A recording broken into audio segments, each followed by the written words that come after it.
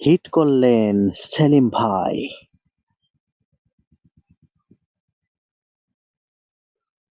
কিন্তু একটি গুটিও কিন্তু পকেট হলো না। যেহেতু ১০ মিলি গুটি বাড়ি দিলে কিন্তু অত সহজে পকেট হয় না। স্ট্রাইকার চলে আসলো সুমন দাদার হাতে চাবি দেওয়ার চেষ্টা। দারুণ একটি চাবি শট খেললেন সুমন দাদা। সুমন দাদা এবং তার পার্টনার হচ্ছেন ফিরোজ ভাই। এন্টি পার্টি প্রতিপক্ষ হচ্ছে সেলিম ভাইয়া এবং তার পার্টনার হচ্ছেন আজিম ভাই। চলছে ১৬ দলীয় crumble tournament Monirampur Jessore. Striker চলে আসলো সেই আজিম ভাইয়ের হাতে। আজিম ভাই চাবি সরিয়ে খেলার চেষ্টা, কিন্তু কি করলেন? ইজি গুটি তিনি মিস করে ফেললেন। স্ট্রাইকার চলে আসলো ফিরোজ ভাইয়ের হাতে। ফিরোজ ভাই কালাগুড়ি এটাকে চেষ্টা, চমৎকার ভাবে কালাগুড়িটি খেলে দিলেন। এবার তিনি কিন্তু সেট খেলার চেষ্টা, তার পার্টনার বলছে সেটটি মারতে। দারুণ একটি সেট শট খেললেন এবং রেডটি কিন্তু তার নাগালেই আনলেন। এবার রেডটি খেয়ে দেওয়ার চেষ্টা, দারুণ ভাবে রেডটি কিন্তু পকেট করে ফেললেন এবং কাবার কিন্তু তার হাতের নাগালেই রয়েছে। পারবে কি এখান থেকে ফিনিশিং দিতে? দেখেন, প্রতিপক্ষের কিন্তু ৯টি গুটি রয়েছে। দিলেই কিন্তু ১৪ পয়েন্ট নেওয়ার সুযোগ। যেকোনো টুর্নামেন্টে কিন্তু ১৪টি পয়েন্ট কিন্তু একটি বড় মাপের পয়েন্ট এবং ক্যারাম বোর্ডের সর্বোচ্চ পয়েন্ট কিন্তু এই ১৪ পয়েন্ট বলা হয়।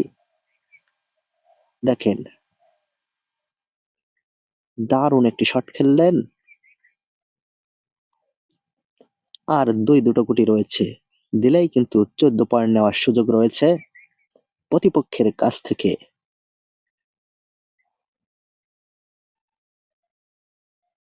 ওয়াও! অসাধারণ একটি শট দিয়ে কিন্তু কালাগুটি ছাড়িয়ে নিলেন।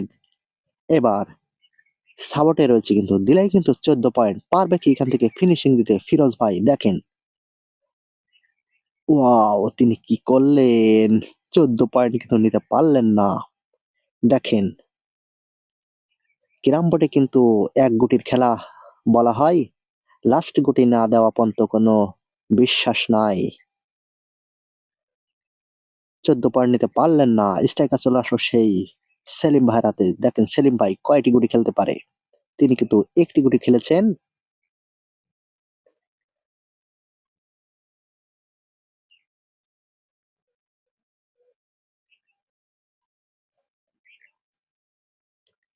এবং দুটো গুটি পকেট করল।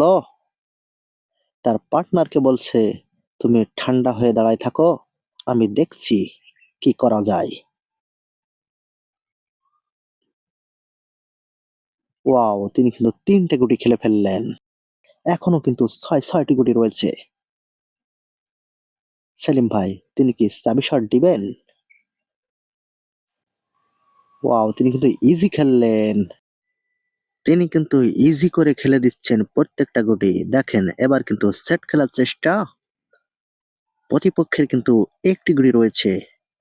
পারবে কি এখান থেকে ফিনিশিং দিতে? সেলিম ভাই দারুণভাবে খেলে দিলেন। আর কিন্তু ৪ টি গুটি রয়েছে। তিনি কিন্তু ৫ টি গুটি খেলতে সক্ষম হয়েছে। এই ১০ মিলি গুটি কিন্তু অতটা সহজ নয়। এবার চাবি দেওয়ার চেষ্টা, দারুণ একটি চাবি শট খেললেন এবং কিন্তু প্রতিপক্ষের গুটি কিন্তু টাচ হয়ে গেল। এবার প্রতিপক্ষের গুটির চান্স করিয়ে তার গুটিগুলো তার পার্টনারের হাতে দেওয়ার চেষ্টা। দারুণ একটি শট দিলেন এবং প্রতিপক্ষের গুটি কিন্তু বাটে বসিয়ে দিলেন এবং ৩ টে গুটি কিন্তু তার পার্টনারের হাতের নাগালেই রাখলেন। সুমন দাদা কি করবেন? প্রতিপক্ষের গুটি চান্স করানোর চেষ্টা, কিন্তু চান্স করাতে পারলেন না কিন্তু তিনি প্রতিপক্ষের গুটিকে। স্ট্রাইকার চলে আসলো সে আজিম ভাইয়ের হাতে। আজিম ভাইয়ের কিন্তু ৩টে গুটি কিন্তু হাতের নাগালেই রয়েছে। পারবে কি এখান থেকে আজিম ভাই ফিনিশিং দিতে? দেখেন, আর কিন্তু ২ টো গুটি রয়েছে। ২ টো গুটি দিলেই কিন্তু সেই ফিনিশ এবং প্রতিপক্ষের কিন্তু সেই ১ টি গুটি রয়েছে এখনো। দেখেন কিরামবট এক গুটির খেলা, পারবে কি এখান থেকে ফিনিশিং দিতে? তার পার্টনার বলছে কিন্তু কানে ধরে নিয়ে যেতে, কিন্তু পারলেন না। তার পার্টনার কিন্তু খুব উত্তেজিত, যেহেতু তার টেপ মারাটা তার পছন্দ হয়নি। টেপ শট কিন্তু একেবারে সহজ একটি শট নয়।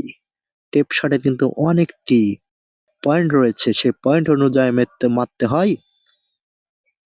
ওয়াও, কি করলেন তিনি! ইজি গুটি মিস করলেন এবং সেলিম ভাইয়ের গুটিটি কিন্তু বাটে বসিয়ে দিলেন। এবার বোঝা যাবে তার পার্টনারকে তিনি কি টেপ দিতে বলছিলেন। তার পার্টনারেরটা কিন্তু আরো সহজ ছিল, এটা কিন্তু অনেকটা কঠিন। দেখেন কি টেপ দিয়ে খেলেন সেলিম ভাই। ওয়াও, তিনি কিন্তু ঘেঁষা টেপে পকেট